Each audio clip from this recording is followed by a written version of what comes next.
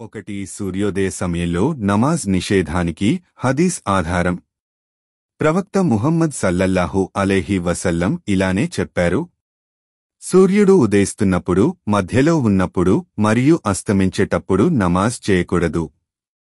హదీస్ సహీహ్ ముస్లిం 831.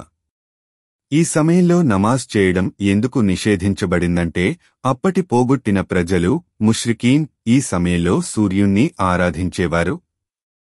ముస్లింలు వారి ఆచారాలను అనుసరించరాదని, తౌహీద్ ఏకదైవం కు వ్యతిరేకంగా ఉండకూడదని ప్రవక్త సల్లల్లాహు అలైహి వసల్లం ఉద్ఘాటించారు.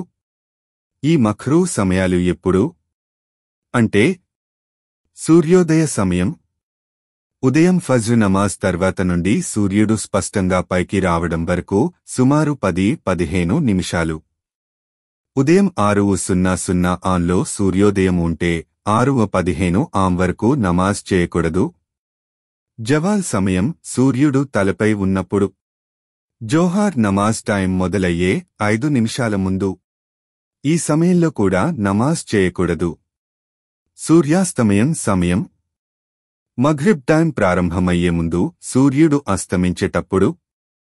మినహాయింపులు: ఒకవేళ ఫజ్ర్ నమాజ్ మిస్ అయితే సూర్యోదయం అయిన తర్వాత 15 నిమిషాల తర్వాత కజా నమాజ్ చేయవచ్చు. సజ్దా తిలావత్ సలాత్ జనాజా నఫిల్ నమాజ్ ఈ సమయంలో కూడా చేయకూడదు, మినహా కొన్ని అత్యవసర సందర్భాలు మినహాయించి.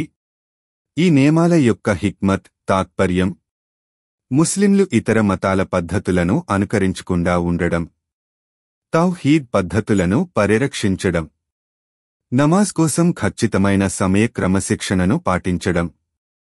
చివరగా సూర్యోదయ సమయంలో నమాజ్ చేయరాదనే విషయం చాలా స్పష్టంగా హదీస్ ద్వారా మరియు ఉలమా, ఇస్లామిక్ పండితులు ద్వారా అర్థమైంది.